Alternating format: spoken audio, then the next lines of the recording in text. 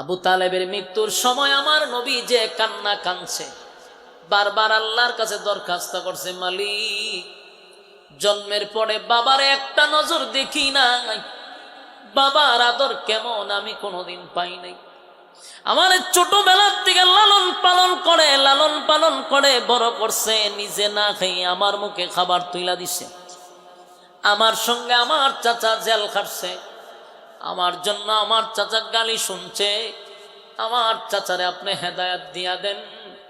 আল্লাহ কয়, বন্ধু হেদায়েতের মালিক বানায়া পাঠাইছি না আপনারে, আপনার আমি হেদায়েতের মালিক বানায়া পাঠাই না, আমি আপনাকে হেদায়েতের রাস্তা দেখায়া দেওয়ার জন্য পাঠাইছি। কথা হয় না? বলুন, কোন নবী রাসূলকে হেদায়েতের মালিক না হেদায়েত দেখায়া দেওয়ার মালিক?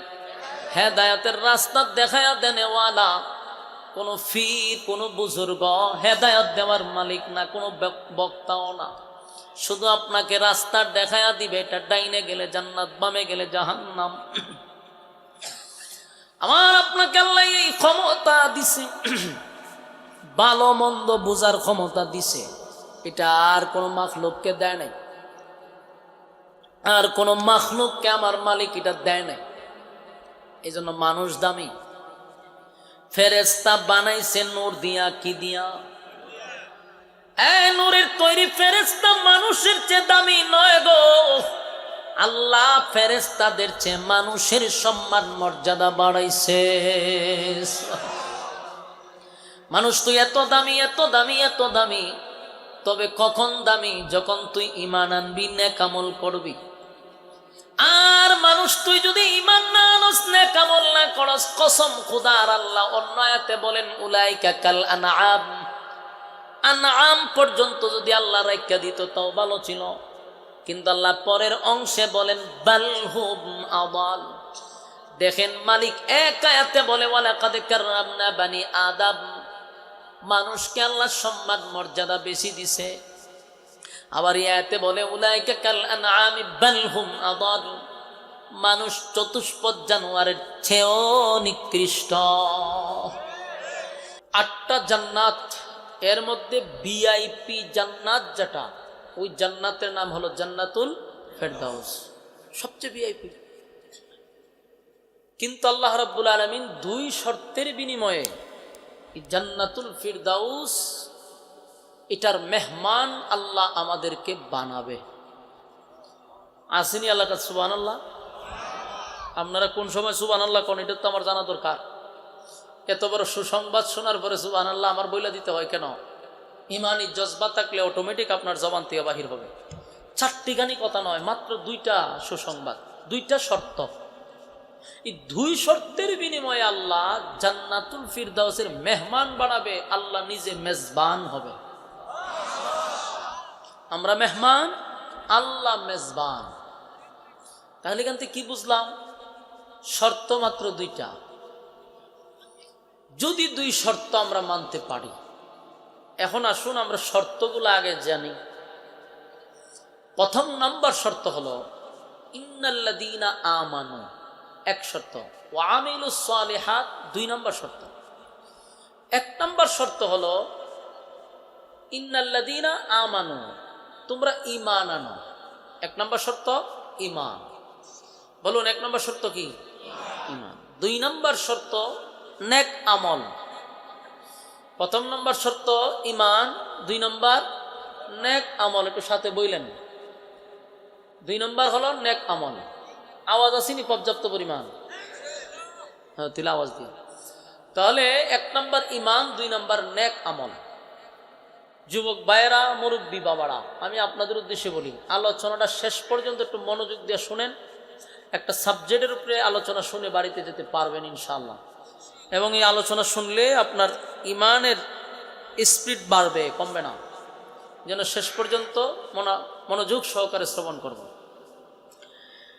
এখন 2 শর্ত, ঈমান আর নেক আমল। এটা শোনার পরে আপনারা অনেকে মনে মনে ভাবতেছেন যে কঠিন তো কিছু না, ঈমান, আমরা তো ঈমানদার, তাহলে ঈমান তো আমরা আনছি, 1 শর্ত মেনে লাইছি। 2 নাম্বার নেক আমল, বেশি কঠিন না, আল্লাহ জান্নাত দিয়ে দিব। বিষয়টা এরকম না, এত সোজা না তো। ইমান এখানে যারা বসছেন আপনারা, প্যান্ডেলের বাহিরে আওয়াজ যতটুকু দূরে যাচ্ছে, সবারই মনে মনে একটা ধারণা যে 2 শর্তের মধ্যে 1 শর্ত তো আমরা মানছি। কারণ আপনারা সবার কি দাবি? আপনারা ইমানদার না বেঈমান? এটা কর না কা, আপনারা দাবি কি? ইমানদার। এখানে যারা বসছেন সবারই দাবি ইমানদার। প্যান্ডেলের বাহিরে যারা বই আড্ডা মারতেছে, গল্প করতেছে, হেরারও দাবি ইমানদার। ঘরে যারা বৈশা বৈশা মোবাইল টিপতেছে, টিভি দেখতেছে, তাদেরও দাবি ইমানদার। বলে দাবির বেলায় সবাই ইমানদার। তাহলে 1 শর্ত তো আমরা মাই নিলেছি দাবির কারণে। এই যে আমাদের ধারণা, এই ধারণাটাই আমাদেরকে অনেক দুর্বল করে দিছে। আমরা নিজেদেরকে ইমানদার দাবি করতেছি।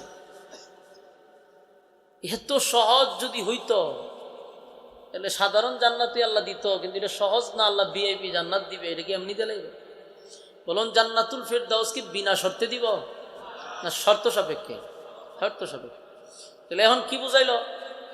ইমান এবং নেক আমল। এখন আমি আপনাদেরকে কিছু প্রশ্ন করি।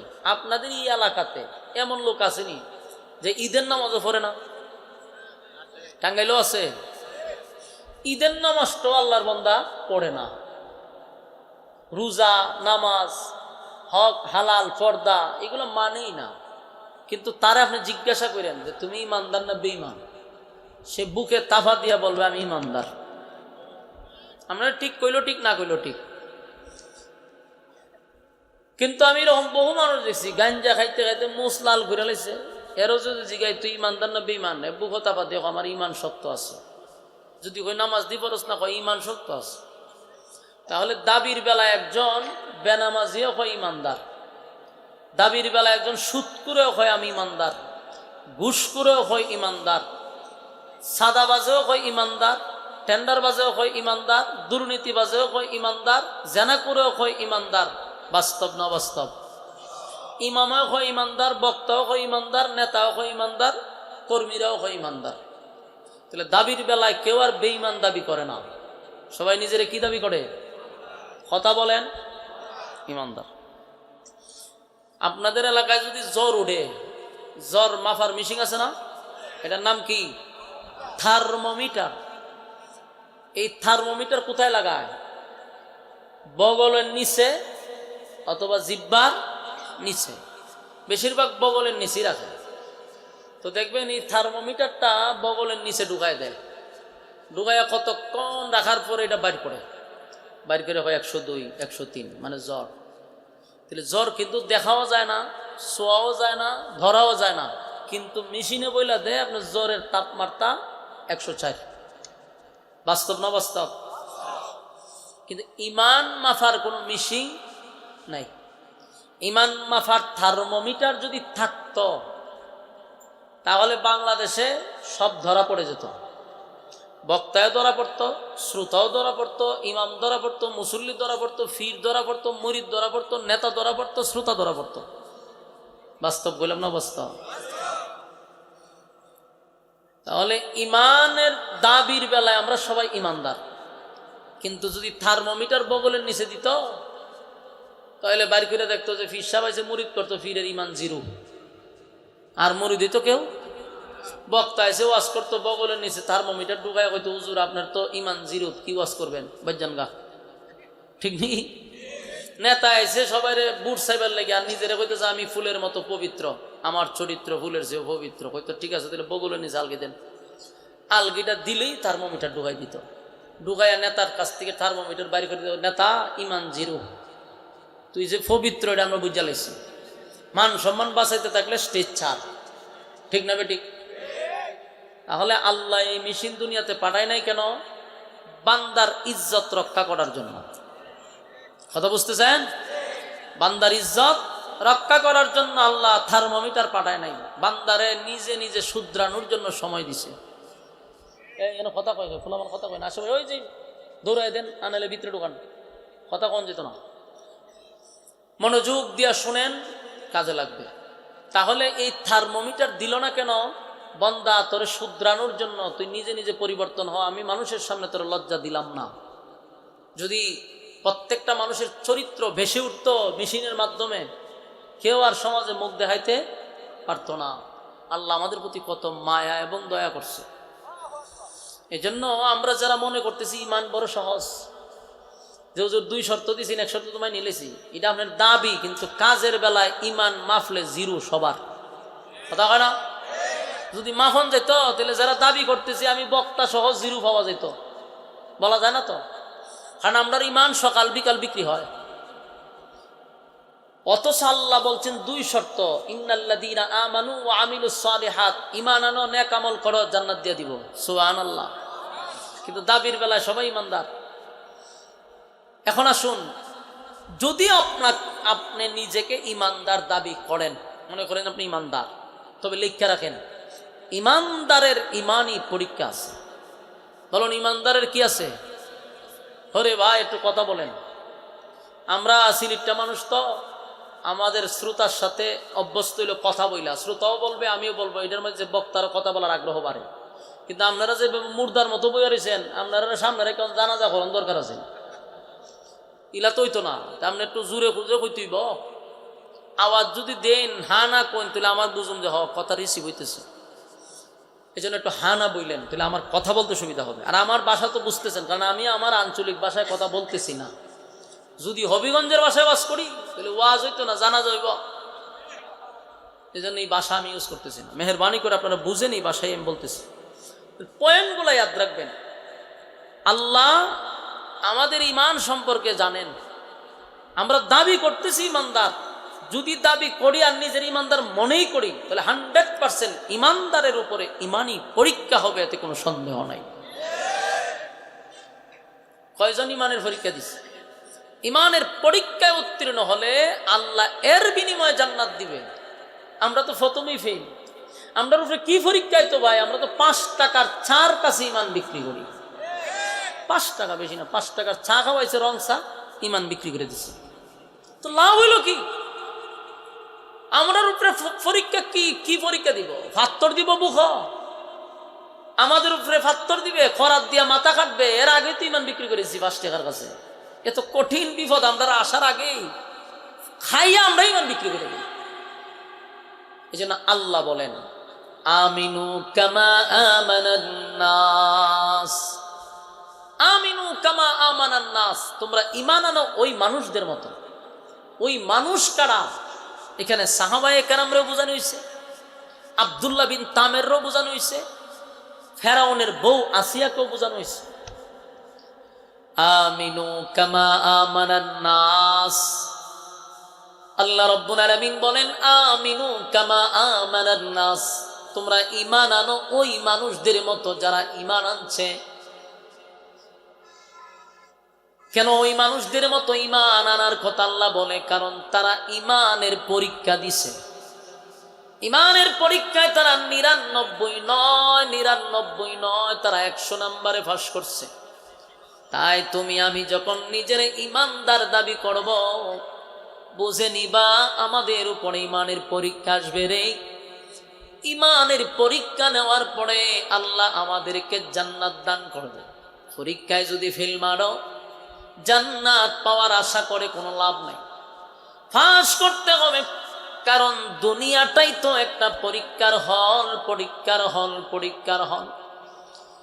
এই দুনিয়া হলো ক্ষণস্থায়ী, এটা কি চিরস্থায়ী? দুনিয়া কি থাকবে? বিশ্ব পরিস্থিতির পরিসমাপ্তি আল্লাহ ঘটায়া দিবে। কুল্লু মান আলাইহা ফান, সব ধ্বংস করে দিবে। তাহলে বোঝা গেল এটা চিরস্থায়ী না। তাহলে ক্ষণস্থায়ী দুনিয়াতে আল্লাহ কেন পাঠাইল? রব্বে কারীম বলেন পাঠাইলাম শুধুমাত্র কেবলমাত্র বান্দা একটা পরীক্ষা দেওয়ার জন্য। পরীক্ষায় ফাঁস ফেলের মাধ্যমে আমি আল্লাহ জান্নাত এবং জাহান্নাম রাখছি। ফাঁস করবি জান্নাত, ফেল করবি জাহান্নাম, এটাই সমাধান। তবে রেজাল্ট কিন্তু দুনিয়ায় বাহির হবে না। পরীক্ষা দুনিয়ায় দিব, রেজাল্ট আউট হবে পরকাল। পরকালে রেজাল্ট আউট হবে, কিন্তু দুনিয়ায় পরীক্ষা দিতে আসছি। আমরা দুনিয়াতে খাওয়ার জন্য, ঘুমানোর জন্য আসি নাই। খাও দাও ফুর্তি করো, দুনিয়াটা মস্ত বড় স্লোগান চলবে না। এই দুনিয়ার জমিনে পরীক্ষা দিতে আসছি গো, খাওয়ার জন্য নয়, ঘুমানোর জন্য নয়। আল্লাহ আমরারে আগের থেকে অ্যালার্ট করছে, জানায়া দিছে, তোমরা কি মনে করছো অনর্থক তোমাদেরকে বানাইছি? আপনারা কি মনে হয় অনর্থক? কথা কই না? আফা হাসিবতুম আন্নামা খালাকনাকুম আবাসাও ওয়া আন্নাকুম ইলাইনা লা তুরজাউন। রব্বুল কারীম বলেন, অনর্থক বানাই নাই, অকারণে বানাই নাই, নিষ্প্রয়োজনে বানাই নাই। আবাস শব্দ দিয়া আল্লাহ শক্ত করে বলেন, কখনো না, অনর্থক বানাই নাই। যদি প্রশ্ন করেন মালিক, তাহলে কেন বানাইলেন? আল্লাহ বলেন, ওয়ামা খালাকাতুল জিন্না ওয়াল ইনসা ইল্লা লিয়াবুদুন। মানব এবং দানব দুইটা জাতিরে আমি বানাইছি শুধুমাত্র কেবলমাত্র গোলামির জন্য। বান্দারে খাওয়ার জন্য বানাই নাই, বান্দারে ঘুমানোর জন্য বানাই নাই, বানাইছি শুধুমাত্র কেবলমাত্র গোলামির জন্য। এখন প্রশ্ন যদি করেন আল্লাহ গোলামি করব না, কি করবেন? আল্লাহ এটাও বইলা দিছে, ওয়ালাকাদ জারানা লিজাহান্নামা কাসীরাম মিনাল জিন্নি ওয়াল ইনস।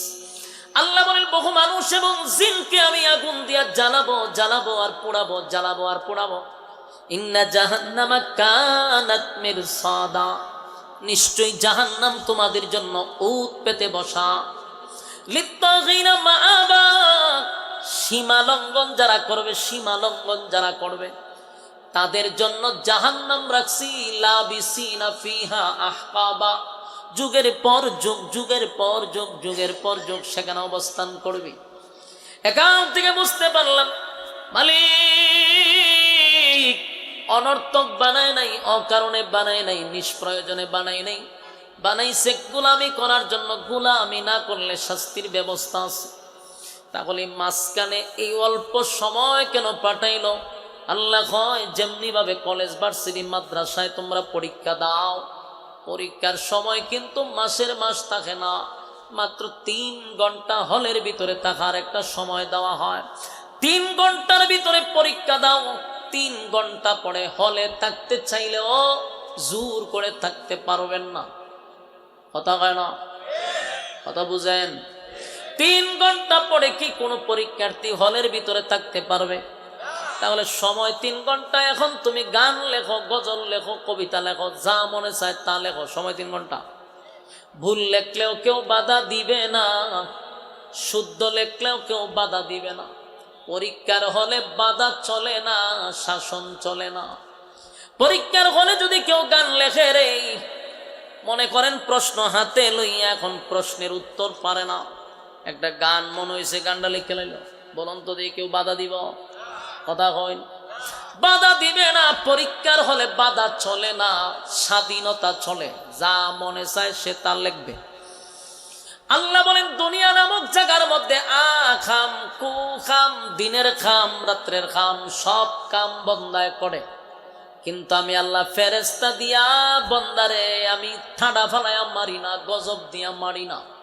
কথা কই, এক ব্যক্তি গভীর রজনীতে তাহাজ্জুদের নামাজের জন্য দাঁড়াইছে, তারা যেমন ফেরেশতা বাধা দেয় না, আরেক ব্যক্তি গভীর রাত্রে জেনায় লিপ্ত হয়ে গেছে, তারেও বাধা দেয় না।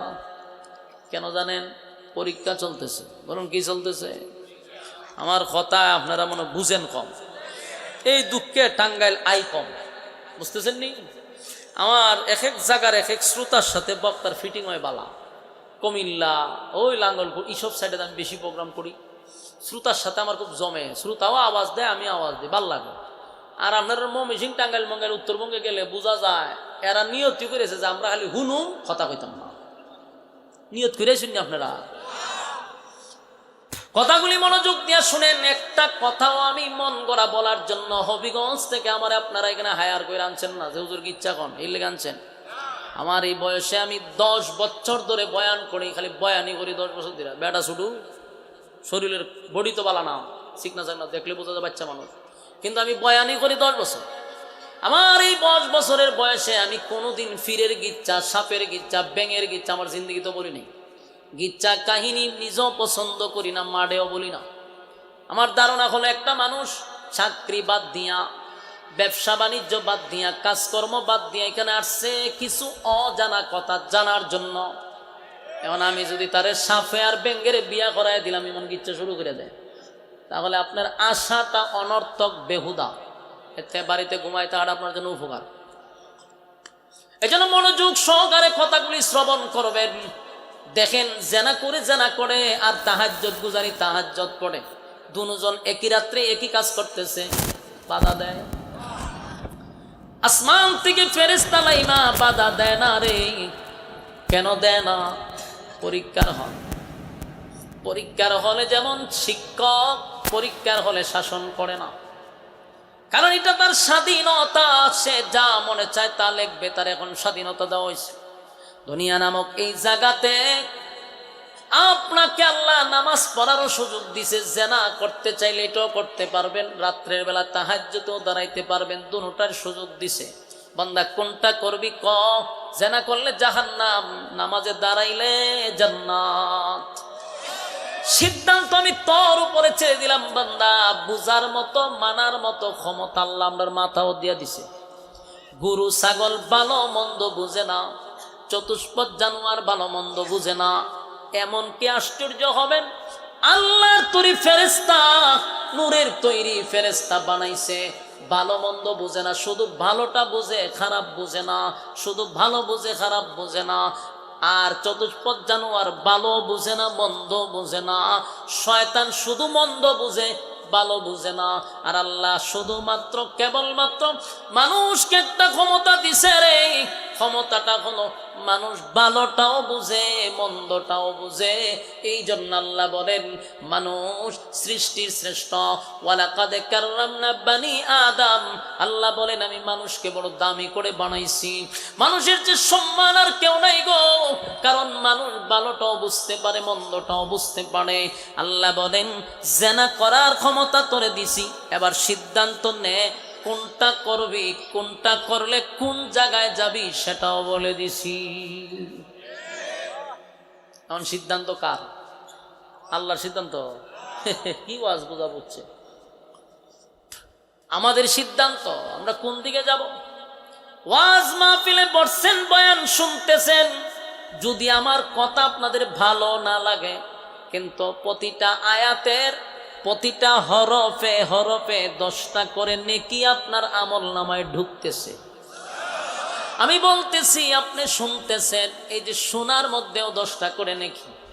তাহলে এখানে যে বসছেন, ভালো মন্দ বুঝতেছেন, প্যান্ডেলের বাহিরে দাঁড়াইয়া সময় নষ্ট করতেছেন, করলে খারাপ না ভালো এটাও বুঝার আল্লাহ ক্ষমতা দিছে।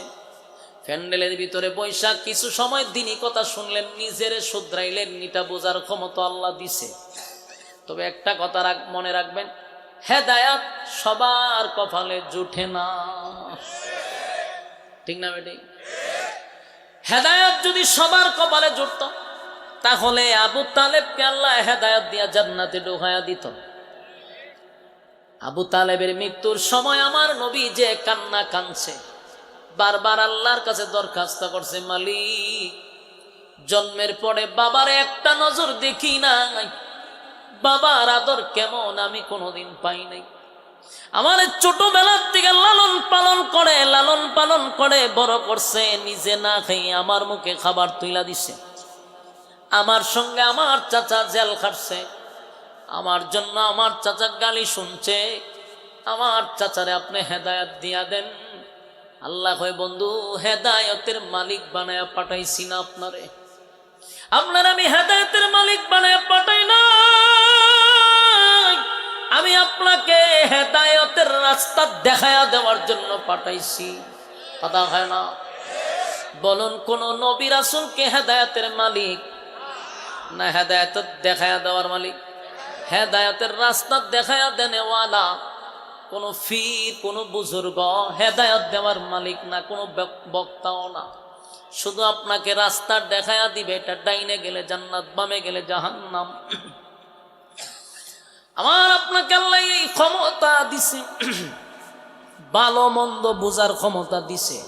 এটা আর কোনো মাখলুককে দেয় নাই, আর কোনো মাখলুককে আমার মালিক এটা দেয় নাই। এই জন্য মানুষ দামি। ফেরেশতা বানাইছে নূর দিয়া, কি দিয়া? নূরের তৈরি ফেরেশতা মানুষের চেয়ে দামি নয় গো। আল্লাহ ফেরেশতাদের চেয়ে মানুষের সম্মান মর্যাদা বাড়াইছে। মানুষ তুই এত দামি, এত দামি, এত দামি। তবে কখন দামি? যখন তুই ঈমান আনবি, নেক আমল করবি। আর মানুষ তুই যদি ঈমান না আনস, নেক আমল না করস, কসম খুদার আল্লাহ অন্য আয়াতে বলেন উলাইকা কাল আনআম। আনআম পর্যন্ত যদি আল্লাহ রাইখা দিত তাও ভালো ছিল, কিন্তু আল্লাহ পরের অংশে বলেন বাল হুম আদাল। দেখেন মালিক এক আয়াতে বলে ওয়ালাকাদ কাররামনা বানি আদম, মানুষকে আল্লাহ সম্মান মর্যাদা বেশি দিছে। আবার এই আয়াতে বলে উলাইকা কাল আনআমি বাল হুম আদাল, মানুষ চতুষ্পদ জানোয়ারের চেয়েও নিকৃষ্ট। কি বুঝলেন? এক আয়াতে আল্লাহ সৃষ্টির শ্রেষ্ঠ মানুষকে বলছে, মানুষ সৃষ্টির শ্রেষ্ঠ, ফেরেশতাদের চেয়েও মানুষ দামি। আবার অন্য জায়গায় বলে কুত্তা বিলার চেয়ে আরো নিকৃষ্ট। বলুন, কুকুর বিড়ালের সমান কইছে না এর চেয়েও নিকৃষ্ট কইছে? আমার কথা বুঝেননি আপনারা? আল্লাহ কি সমান কইছে, এর চেয়ে নিকৃষ্ট? এখন একটা প্রশ্ন জাগতে পারে আপনাদের, যে হুজুর কুকুর বিড়ালের সমান হইলে তো চলতো, কুত্তা বিলার সমান কইল চলতো, একটু বাড়াইয়া কইলিছে না? আল্লাহ কুকুর বিড়ালের চেয়ে আমাদেরকে নিকৃষ্ট বলছে, কুকুর বিড়ালের সমান বলে নাই। এটা কেন বললো আপনাদের ব্রেইনে এখন ধরতেছে না, কিন্তু আমি যদি একটা এক্সাম্পল দেই পানির মতো আপনারা বুঝবেন। দিব এক্সাম্পল দিই, তাহলে আপনারা বুঝতে পারবেন। অনেক কথা কোরআনের অর্থ বাংলায় অর্থ ফইরা ব্যারিস্টার হওয়া যায় না। আমরা অনেক নিজেরা পণ্ডিত মনে করি তো, যে অনেক সময় কোরআনের বাংলা অর্থ আছে, ফইরা ফইরা হয় আমি অনেক কোরআন পড়ি তো, বেড়া 15 বছর বসাই এখন কোরআন বুঝি না, আর হেতে বুঝালা বাংলা ফইরা। এই জন্য অনেক ব্যাখ্যা গোলা পড়তে হয়। খালি বাংলা অর্থ বুঝলে আপনার মাথায় কিছুই ঢুকবে না। একটা আয়াতের অনেকগুলা অর্থ থাকতে পারে। দেখেন আল্লাহ বলছে কুকুর বিড়ালের চেয়েও নিকৃষ্ট, সমান বলে নাই। তো সমান কেন বলে নাই এটা আপনারাই বলবেন যে আসলে আল্লাহর কথা ঠিক, লজিক আছে। এখন আসুন আমি বুঝাই। আপনাদের এলাকায় গরু ছাগল তো আছে, কুকুর বিড়াল আসেনি? এরা কি বৈশা বাথরুমে গিয়া প্রস্রাব করে? কুত্তা বিলায়ে আপনার এলাকায় কুকুর বিড়াল গরু ছাগল লেগে বাথরুম বানাইছে? তিনি কি করে? রাস্তাঘাটে যেখানে মনে চায় মানুষের সামনে দোকান ফাটে, যেখানেও তার জরুরত হয়ে গেল ছেড়ে দেয়। বলুন ঠিক? আর কুকুর এটা আরো এক দফা গাইয়া, এদের কোনো শরমই নেই। এদের তো খারিয়া মুতে, কিন্তু আবার ঠ্যাং তুলা দিয়া শরমের জায়গা দেখাইয়া দেয়। বাস্তব বুঝি না? বাস্তব। তাহলে কুকুরের কি লজ্জা শরম আসেনি? তাহলে খারিয়া না বৈশা খারিয়া করে? এখন আমার জবাব দিবেন, নাহলে এক্সাম্পল বুঝতেন না। বলুন তো দেখি, গরু ছাগল কুকুর বিড়াল আপনার এলাকাতে বিয়া শাদী করেনি? করে না? বাচ্চা কাচ্চা জন্ম দেয়নি? দেয়। বিয়া কইরা দেয় না? না বিয়া, বিয়া ছাড়া। বৈধ না অবৈধ? দেয় অবৈধ। গরু ছাগল খারুয়া মুতে, গরু ছাগল বিয়া শাদিও করে না, অবৈধ সন্তান জন্ম দেয়। এখন আসুন, আমরার দেশে আপনারা টাঙ্গাইলে কোনো ছেলে, যুবক হোক, ইয়ং হোক, বৃদ্ধ হোক, খারুয়া মুততে দেখছেন নি? মেলা। তার মানে অনেক মানুষ খারিয়া মুতে। খারিয়া প্রস্রাব করেন না, এটা মুত কইবেন? প্রস্রাব তো হইলে গিয়া ভদ্রতার সহিত প্রস্রাব কানাত গিয়া করতে হয়, ঠিক না? এটা আমি প্রস্রাব করি না, এটা মুতুই হন। তে অনেক যুবকরা আমি নিজে দেখছি খারিয়া মুততে।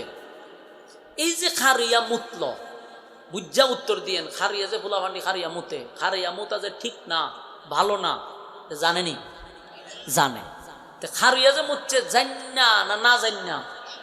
জান্না শূন্য ভালো ঠান্ডা মাথায় খারিয়া মুতে। বলুন তো দেখি যে খারিয়া মুতল বুজ্জা মুতল না না বুজ্জা মুতল? বুজ্জা শূন্য খারিয়া মুতে, ঠিক? কুত্তা বিলাই যে খারিয়া মুতল বুজ্জা না না বুজ্জা? না বুঝে। আমরার দেশে অবৈধ সন্তান জন্ম দেনি, মানুষে দেনি। ফরকিয়ার তো বাংলাদেশে একটা গোডাউন হয়ে গেছে, ফরকিয়ার গোডাউন হয়ে গেছে, বেড়া গেছে বিদেশ, হ্যাঁ গেছে ওই বিদেশি বললোকে ফিরিত করতো। এরকম আকাম কুকাম খুব কম হয় আপনার এলাকাটা, না আছে মোটামুটি। এরকম প্রক্রিয়া চলতেছে, অবৈধ মেলামেশা চলতেছে। আর 14ই ফেব্রুয়ারি আইলে তো জাতীয় পর্যায়ে হয়, ঠিক না? 14ই ফেব্রুয়ারি আইলে এটা লাইসেন্স করে দিছে আকামের। যেমন ভাদ্র মাস একটা আছে কুকুরের জন্য, ঠিক ফেব্রুয়ারির 14 তারিখ আছে আমরা মানুষের জন্য। রমনা সমনা বিভিন্ন জায়গায় দেখবেন একটা না জুরা ছাড়া কোনো কথাই নেই। আর নিচে নামলাম না, বেশি নিচে নামলে ভোলা বানাছে আর কইলাম না, বুঝা নিবেন বাকিটা। এই যে আহাম কুকাম হয় তখন কিন্তু সাংবাদিকরা দেখে, নিউজ করে না, কোনো কিছু বলে না। যখন এর 10 মাস 10 দিন পরে ডেইনে খালে বিলে নবজাতক শিশু পাওয়া যায়, তখন এই হলুদ মার্কা সাংবাদিকরা বলে ডেইনে নবজাতক শিশু পাওয়া গেছে। হয়নি? হেডলাইনে আসে পত্রিকা, নবজাতক শিশু পাওয়া গেছে। এরে নবজাতক শিশু পাওয়া গেছে, এটা অমানবিক বিভিন্ন ভাষায় তারা এটার উপস্থাপন করে। 10 মাস 10 দিন আগে যে আহাম করছিল বাধা দিলে না কেরে? ওই ওয়াজ করে আল্লাহ না জানে, বুঝিনি ভাবলে কি আমার ওয়াজ কিতা বুঝে ঠিক কইছেন? কথা বুঝতে তো হানা কইতেন। 10 মাস 10 দিন আগে তোরা আহাম করার সুযোগ দিছস অবৈধভাবে, এখন 10 মাস 10 দিন পরে এটার ফল বাইরিছে রাস্তাঘাটে। এই যে অবৈধ সন্তান জন্ম দেয়, বুঝা না না বুঝা? বুঝা শূন্য ঠান্ডা মাথায় সিপা সাপায় দরজা লাগাইয়া, ঠিক? তাহলে অবৈধ সন্তান মানুষ জন্ম দিল বুঝা শূন্য, অবৈধ সন্তান জন্ম দিল গরু ছাগল কুকুর বিড়াল না বুঝা। বাস্তব না বাস্তব? 3 নম্বর হলো আপনাদের এলাকায় গরু ছাগল কুকুর বিড়াল অন্যের জায়গা ঘাস, অন্যের জমি, অন্যের খাবার অনেক সময় খায়নি? বুঝা খায় না না বুঝা? না বুঝা খায়। মানুষ অন্যের জায়গা দখল করে, অন্যেরটা দখল করে বসে থাকে, অন্যেরটা খায়, বুঝা না না বুঝা? বুঝা। এখন আপনারা আমার জবাব দিবেন, যে বুঝা করলো আর যে না বুঝা করলো দুটোটা কি সমান? আবার বলেন সমান, আবার বলেন সমান। আপনারা দিয়ে বললেন সমান না, তাহলে আল্লাহ সমান বলবে কেন? এতক্ষণে কি বুঝা আসছে? আল্লাহ সমান বলবে কেন? আপনারাই বললেন গরু ছাগল না বুঝা করে আর মানুষ বুঝা করে, দুটোটা সমান না। এই জন্য আল্লাহ উলাইকা কাল আনআম বলে নাই, আল্লাহ বাল হুম আদাল, এর থেকে নিকৃষ্ট গরু ছাগলের সমান আমাদেরকে বলে নাই। কারণ মানুষ বুঝা শূন্য আকাম করে, চতুষ্পদ জানোয়ার না বুঝা করে। কথা কোন ঠিক? এই জন্য মানুষকে আল্লাহ একদিকে ফেরেশতাদের চেয়ে সম্মান বেশি দিছে, ওই মানুষটাকে আবার কুত্তা বিলের চেয়ে নিকৃষ্ট বলছে। মাঝখানে কারণটা কি জানেন? মাঝখানে হইল ইমান। ইমান আর নেক আমল, ইমান আর নেক আমল যদি কারো কাছে থাকে এটা ফেরেশতাদের চেয়ে দামি। ইমান আর নেক আমল যদি আমরার ভিতরে থাকে তাহলে আমরা ফেরেশতাদের চেয়ে কথা হয়। আল্লাহ বলেন আমিনু কামা আমানান নাস, ইমান আনো ওই মানুষদের মতো যারা ইমান আনছে, ইমান আনছে, ইমান আনছে, ইমানের পরীক্ষা দিছে রে, ইমানের পরীক্ষা দিয়া তারা পাস করছে। এই জন্য আল্লাহ তাদের কি দেখাইতেছে? ওই হেরার মতো ইমান আন। আমিনু কামা আমানান নাস, ইমান আনো ওই মানুষদের মতো। আর এখন আরেকটা কথা শুনেন, ইমানের কি হবে? পরীক্ষা হবে। বলুন ইমানের কি হবে? হ্যাঁ, এটা একটা গুরুত্বপূর্ণ কথা। ইমানের পরীক্ষা হবে, এতে কোনো সন্দেহ নাই। তবে সাবজেক্ট ভিন্ন ভিন্ন হতে পারে, সবার যে এক সাবজেক্ট বিষয়টা এমন না। আল্লাহ কোনো সময় কোনো মানুষকে গরিব বানাইয়া পরীক্ষা নেবে। বলুন গরিব কি সবাই? কোনো মানুষকে আল্লাহ গরিব বানাইয়া পরীক্ষা নেয়, আবার কোনো মানুষকে আল্লাহ ধনী বানাইয়া পরীক্ষা নিবে, আবার কোনো মানুষকে আল্লাহ অসুস্থতা দিয়া পরীক্ষা নিবে, কাউরে আল্লাহ পেরাশানি দিয়া পরীক্ষা নিবে। আমনে বুঝে নিতে হবে এটা আমার সাবজেক্ট, এটা আমার সাবজেক্ট, আমাকে এই হালতেই পরীক্ষা পাস করতে হবে, ঠিক না বেঠিক? আল্লাহ বলে বান্দা শোন, পরীক্ষা নিবে গো, পরীক্ষায় উত্তীর্ণ হইলে পর আল্লাহ জান্নাতুল ফিরদাউস দিবে, ছাড়া কোনোদিন জান্নাতের ঘ্রাণ আমরা পাবো না। তাহলে এক নাম্বার হলো ইমানদারের কাছ থেকে আল্লাহ ইমানের পরীক্ষা নিবে, পরীক্ষা নেবে। কোনো সময় আল্লাহ গরিব বানাইয়া পরীক্ষা নেয়, কোনো সময় আল্লাহ ধনী বানাইয়া পরীক্ষা নেয়। এত ধনী, কোটি কোটি কোটি টাকার মালিক বানায় আল্লাহ পরীক্ষা নেয়, আবার একেবারে গরিব বানায় পরীক্ষা নেয়। যেমন একবার মূসা আলাইহিস সালাতু ওয়াস সালাম, আল্লাহর একজন পছন্দের মহব্বতের একজন পয়গম্বর, যাকে বলা হইতো কালিমুল্লাহ, আল্লাহর সাথে কথা কইতো। একটা কথা আল্লাহ কইলে 5টা কথা কইতো। আবার একটু মেজাজ আসিন গরম, রাগ বেশি আছে। তো কালিমুল্লাহ পয়গম্বর রাস্তা দিয়ে যায়, এক বৃদ্ধা মহিলার সঙ্গে তার সাক্ষাৎ হয়েছে। বুঝানোর জন্য মনোযোগ দিয়ে শুনলেন। তো সাক্ষাৎ হয়েছে পরে মহিলা গড় দেখাইছে। তো দেখছেন এটা কি? তা বলে কি? বলে এটা আমার একটা গড়। মহিলা ডাক দিয়া কয়, আল্লাহর পয়গম্বর দেখছেন নি? বলে হ দেখছি। তো বলি গড়টার মধ্যে আমি তাকি। মহিলা এমন ভাবে উপস্থাপন করতেছে যে আল্লাহ আমার কিচ্ছু দিল না, এটা আমার মনে কষ্ট, আমি এত গরিব। মূসা আলাইহিস সালাতু ওয়াস সালামকে বৃদ্ধা মহিলা বলে, মূসা আমি শুনছি আল্লাহর সঙ্গে আপনি কথা বলেন, কথা বলেন, মালিকের সঙ্গে আপনি কথা বলেন, তাই আপনি একটু আল্লাহরে বলবেন এই যে আমার একটা চুপড়ি ঘর, এই ঘরটাতে কোনো রকম আমি থাকি, পানি পড়ে, পেটে খাবার নাই, কাপড়ের পোশাক নাই, আমি এত গরিব, এত গরিব, এত গরিব, এত গরিব, আল্লাহর একটু বলেন না আল্লাহ যেন আমার একটু ধন সম্পদ বাড়ায়া দেয়। বললেন আল্লাহরে যে আমার কিছু দিত, আমার যে এত গরিব বানাইলো কেন, কোয়েন ধন বাড়াই দিত, সম্পদ বাড়াই দিত। মূসা নবী বলে ঠিক আছে আমি যাই লই আগে আল্লাহর কাছে। কিছুক্ষণ যাওয়ার পরে দেখে আরেক ব্যক্তি খারাইছে সামনে, খারে আপনি যাইবেন তো আল্লাহর সাথে কথা কইতেন, এটা আমি জানি, এলে সকাল থেকে দাঁড়াই রয়েছি, তো আমার একটা অভিযোগ আছে আল্লাহর কাছে বলবেন। বলে কি? বলে আল্লাহ আমার এত ধনী বানাইছে, এত টাকা সম্পদ আমারে দিছে, এটার ওজন বহন করতে পারতেছে, আল্লাহরে বললেন আমার যেন একটু কমায়া দে, এত সম্পদ আমার দরকার নেই। মূসা নবী বলে ঠিক আছে আমি যাই কথা বলি। রাস্তার গিয়ে দিয়ে আরেক ব্যক্তি, এটার ভাও নাই হাতও নাই, ও নিচে পড়ে রয়েছে, পড়ে চিল্লাইতেছে, মূসা পয়গম্বর শুনছি আল্লাহর সাথে আপনি কথা বলেন। বলে হ কইতো।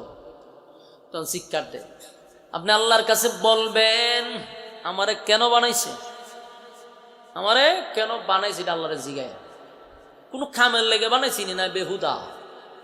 মূসা নবী চাই দে ভাও নাই হাতও নাই, হে পয়গম্বর আল্লাহর কাছে বলবেন মালিক আমারে কেন বানাইলো, আমার হাতও নাই, পাও নাই, আমি দাঁড়াইতে পারি না,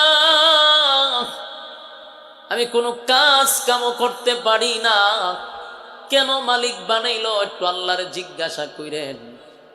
মালিক যেন কোনো কাজের জন্য বানায়া থাকে আমি মালিকের প্রতি খুশি, কিন্তু কেন বানাইছে এটা মালিকরে একটু জানায়েন। ঠিক আছে। আল্লাহর পয়গম্বর মূসা তুরফার আল্লাহর সাথে কথা বলছে, বলার পরে দৌড়ে গেছে, বলা শেষ, এবার 3 প্রশ্ন করছে আল্লাহ, এই ঘটনা 3 ব্যক্তি আমার 3 কথা জানাইছে, কি সমাধান দিতাম আপনি বইলা দেন। আল্লাহ 3 কথা বইলা দিছে। মূসা নবী রাস্তা দিয়া যায়, প্রথম ব্যক্তিটার সাথে সাক্ষাৎ হয়েছে, ওই যে খাওয়াত নাই, এই লোকে কয় মূসা পয়গম্বর, আল্লাহর পয়গম্বর সকাল থেকে লইয়া সন্ধ্যা পর্যন্ত আপনার অপেক্ষায় দাঁড়ায় আছি, আল্লাহর সঙ্গে কি কথা বলছেন একটু জানার জন্য বলেন না, আমার মালিক আপনার কাছে কি বলছে, আমারে কোন খামে বানাইলো, আমার মালিক আমারে কেন বানাইলো, একবারও কি জিজ্ঞাসা করছেন? বলে জিজ্ঞাসি তো। আল্লাহ কি বলছে? আল্লাহ কইছে জাহান্নামের ভিতরে একটা গর্ত আছে, এই গর্তটার তোমার সাইজে একবারে সমান। কথা বুঝতেছে? জাহান্নামের ভিতরে কি আছে? একটা গর্ত আছে, এই গর্ত আর তোমার শরীরে মোটামুটি সমান। আল্লাহ কইছে জায়গাটা তোমার দিয়ে বন্ধ করবে, যখন যেন আমরা কইলাম মেজাজ কেমন গরম হইতো, বলে এমন দিছে না ফাও, হাতও দিল না, ভাও দিল না, আবার বলে আমরা জাহান্নামও দিব। কিন্তু এই লোকের সিস্টেম হয়েছে ভিন্ন। এই কথা বলার পরে এর তো ফাওয়াত নাই, লাফানি শুরু করছে। মুসা পয়গম্বর যে লাফাস কেটে আনন্দে, ওইটা কি আনন্দের কথা কইছি? এটা তো আনন্দের কথা না, এটা দুঃসংবাদ। কিন্তু যুবক বলে হুজুর তাই যাক, আর ওয়াজ সামনে আগাইবার সুযোগ নাই, আমরা স্লিপ চলে আসছে, তা আমি ইমান আর আমল লইয়া দিলাম, ছিলাম শেষ করলাম ওই লেখন সময়। এরাও ঠিক টাইম মতো কইছে হুজুর 12টা যেহেতু বাচ্চা আর ওয়াজ করার দরকার নেই। আচ্ছা ঠিক আছে, অসুবিধা নেই। তো সম্মানিত সুধী, মূল কথা হলো আমাদের ইমান এবং নেক আমল। ওই কথাটা বুঝাইতে ইসলাম যে এই লোকটারে আল্লাহ জাহান্নামের একটা গর্তের ভিতরে জায়গা দিব, ওই কথা বলছে। তো ওই যুবক নিচ থেকে লাভ দিয়া উঠছে, ওইটা হলো যে আলহামদুলিল্লাহ। আপনারা কি খুশি না? কি কইছে? আলহামদুলিল্লাহ। এত খুশি মুসা নবী আশ্চর্য, কি রে ঘটনা কি? বললাম কি তার হেল্লা ফাইল কি তা? পয়গম্বর আমি মালিকের প্রতি এত খুশি, এতদিন পরে আমি বুঝতে পারছি গো, আমার মালিক আমার একটা কাজের জন্য বানাইছে। সুবহানাল্লাহ, বাড়ি দিয়া বলে আমার মালিক বেহুদা বানায় না, বেহুদা বানায় না, মালিক আমার একটা কাজের লেগে বানাইছে। তাই আমি আল্লাহর প্রতি খুশি, আমি জানতে পারছি যে আল্লাহ একটা কামের লেগে বানাইছে। এই খুশির কারণে শুকরিয়া আদায় করার কারণে আল্লাহ এই লোকটারে পূর্ণ সুস্থতা দান করছে। সুবহানাল্লাহ। বড় লোকের দ্বারে গেছে, বড় লোক কি ভাবলেন, কি মাতলেন, কি কইলেন আল্লাহর কাছে? মুসা নবী কয় তোমার আল্লাহ কইছে বেশি বেশি করে আল্লাহর যে প্রশংসা তুমি করতা, শুকরিয়া আদায় করতা, এখান থেকে একটু বিরত থাকো। শুকরিয়া আদায় তুমি কম করো, আল্লাহ তোমার সম্পদ ধ্বংস করে দিবে। বুঝতে পারছেন কিছু? তার মানে কি বুঝলেন? বেশি বেশি শুকরিয়া আদায় করলে ধন বাড়ে না কমে? মুসা আলাইহিস সালাতু ওয়াস সালাম বলেন আল্লাহর কাছে কথা বললেন, মালিকও জানাইলো তুমি যদি বেশি বেশি করে আগে শুকরিয়া আদায় করতে, এই জন্য বাড়াইয়া দিস। ক্ষমায় করবা, ক্ষমায় দিব। এই লোকে কয় আল্লাহ আমারে জিরুত থেকে হিরো বানাইছে। জিরুত থেকে আমি মালিকের এত সম্পদ আমার আল্লাহ দান করছে, জিরুত থেকে হিরো বানাইলো, সেই মালিকের শুকরিয়া আদায় না করে আমি থাকবো? হতে পারে না, আমি আরো শুকরিয়া বাড়াই দিলাম। সুবহানাল্লাহ। মহিলার সাথে দেখা হয়েছে, বৃদ্ধা মহিলা। কি কথাবার্তা কইলা? মুসা নবী কইল তুমি বেশি বেশি করে আল্লাহ শুকরিয়া আদায় করো, সবসময় আল্লাহ শুকরিয়া আদায় করবো, আল্লাহ তোমার বাড়াইয়া দিব। মহিলা হয়তো আমার দিছে না কিতা, আমি যে শুকরিয়া আদায় করতাম আমার দিছে কি? কিছুই তো দিল না। দিলেন না, আমি শুকরিয়া আদায় করতাম। সেটা গেছে, রাগ হয়ে গেছে, পিছে তো ছায়া দেয় জুফরি করো নাই, একটা জুফরি করে থাকতো, এটাও নাই, উড়াই লই গেছে। অহন করে এটা তো আসিল, একটু ঘুমাইতে পারছিলাম, এটাও দিয়ে হন নাই। যতদিন তুমি এরকম বলতে থাকবা তোমার ফরনও তো খাবার আছে, এটাও থাকতো না। তার মানে মালিক কোনো সময় আপনাকে গরিব বানায়া পরীক্ষা করবে, ইমানের পরীক্ষা। গরিব হালতে থাকতে বলতে হবে আলহামদুলিল্লাহ, হতা হয় না। আর কোন সময় বড় লোক বানায়াও পরীক্ষা করবে, কোটি কোটি কোটি টাকার মালিক বানাইয়াও মালিক পরীক্ষা করবে। কথাখন ঠিক নেই? সেখানে তাই তো আপনাকে বলতে হবে আলহামদুলিল্লাহ, মালিকের শুকরিয়া আদায় করতেই হবে। কথা বুঝতেছেন? দোয়া শরীফে আমরা সবাই যারা দান করছে বিশেষ করে তাদের জন্য, আরো অনেকেই দোয়া চাইছেন, বাচ্চার জন্য, নিজের জন্য, আমরা সবাই যার যার জন্য দোয়া করি। আল্লাহুম্মা আমিন। ربنا ظلمنا أنفسنا وإن لم تغفر لنا وترحمنا لنكونن من الخاسرين إن صلاتي ونسكي ومحياي ومماتي لله رب العالمين রব্বুল আলামিন। আল্লাহ গভীর রাত হয়ে গেছে, আমি মুসাফির হালতে আপনার অনেক মহব্বতের বান্দাদেরকে নিয়ে, ছোট ছোট মাসুম বাচ্চাদেরকে নিয়ে, আলেম উলামাদেরকে নিয়ে, পর্দার আড়ালে মা বোনদেরকে নিয়ে গুনাহগার আপনার দরবারে হাত বাড়াইলাম। মেহেরবানি করে যা বললাম, যা শুনলাম, ভুল টুটি আপনি মাফ করে দেন। বাকি জিন্দগির সমস্ত ছোট বড় গুনাহগুলি আপনার কাছে মাপ চাই, মাফ করে দেন। আমাদের পক্ষ থেকে লাখো কোটি দুরুদ এবং সালাম সোনার মদিনায় পৌঁছায়া দেন। আল্লাহ দীর্ঘক্ষণ সময় আপনার বন্দারা আরামের ঘুম হারাম করে এই মজলিসে বসে কথাগুলি শ্রবণ করেছে। আল্লাহ প্রত্যেকের আমল নামায় ভরপুর নেক আপনি দান করেন। আল্লাহ প্রত্যেকের জীবনের গুনাহ মাফ করে দেন। এই মাহফিলটা যারা করছে আল্লাহ, মাদ্রাসা এতিমখানা এবং উন্নয়ন কল্পে যে কাজগুলি চলতেছে, বিশেষ করে মাহফিলটা যারা করল টাকা দিয়া, পয়সা দিয়া, বুদ্ধি দিয়া, শ্রম দিয়া, আল্লাহ মাদ্রাসার সভাপতি, সেক্রেটারি এবং যারা কমিটি আছে সবাই অক্লান্ত পরিশ্রম করে গ্রামবাসীরা মিলে আজকের এই সুন্দর আয়োজন তারা করছে। আল্লাহ প্রত্যেকের ব্যবসা বাণিজ্যের মধ্যে আপনি বরকত বাড়ায়া দেন। আল্লাহ প্রত্যেকের খামাই রোজগারে বরকত বাড়ায়া দেন, ঘরে রহমত বরকত দান করেন। আল্লাহ অনেকে বাচ্চা কাচ্চার জন্য দোয়া চাইছে, আল্লাহ হাফেজ আলেম, আল্লাহ হক্কানি আলেম বানায়া দেন। আল্লাহ সারা বিশ্বে কোরআনের কথা বলার সুযোগ করে দেন। আল্লাহ অনেক অসুস্থ, আল্লাহ দোয়া চাইছে, মেহেরবানি করে শিফায়ে কামেলা আজেলা দান করেন। আল্লাহ যেই আশা লইয়া আপনার দরবারে হাত বাড়াইছে, প্রত্যেকের দিলের নেক বাসনা পোড়া করে দেন। বিশেষ করে এই এলাকার যত মুর্দাগান কবরে শায়িত, আমার ডাইনে বামে, আমার সামনে পিছনে যত মুর্দাগান আছে, প্রত্যেকের রয়ে সব পৌঁছায়া দেন। আল্লাহ বিশেষ করে এই মাদ্রাসাকে এলাকাবাসীর জন্য নাজাতের উসিলা করে দেন। আল্লাহ মসজিদের যত কাজ আছে গাইবি খাজানার থেকে পোড়া করে দেন। আল্লাহ যেই মসজিদ মাদ্রাসার জন্য অক্লান্ত পরিশ্রম করে যাচ্ছে, আল্লাহ হায়াতে আমলে আপনি বরকত বাড়ায়া দিয়েন রব্বুল আলামিন। এই মুহূর্তে যারা হাত বাড়াইছে, আল্লাহ অনেকে পর্দার আড়াল থেকে হাত বাড়াইছে, অনেক ভাইয়েরা শরীক হয়েছে, প্রত্যেকের দিলের নেক বাসনা আপনি পোড়া করে দেন। আল্লাহ আমরা যে উদ্দেশ্যে হাত বাড়াইছি আপনার জানার বাকি নাই। আল্লাহ আমাদের দিলের নেক বাসনা পোড়া করে দেন। বিশেষ করে গোটা বিশ্বের মুসলমানদেরকে এক হওয়ার তৌফিক দেন। আল্লাহ গাজাবাসীকে আপনি হেফাজত করেন, ফিলিস্তিনের মা বোনদেরকে হেফাজত করেন, বাংলাদেশকে ষড়যন্ত্রের হাত থেকে হেফাজত করেন। আল্লাহ বাংলার সব আলেম ওলামাদেরকে এক হওয়ার তৌফিক দেন। আল্লাহ শেষ দরখাস্ত, যা বললাম যা শুনলাম, নবীর জুতার দুলার বরকতে দুয়ারে কবুল করেন, নবীজির জুতার দুলার বরকতে দুয়ারে কবুল করেন। সুবহান রাব্বিকা রাব্বিল ইজ্জাতি আম্মা ইয়াসিফুন ওয়া সালামুন আলাল মুরসালিন ওয়ালহামদুলিল্লাহি রাব্বিল আলামিন।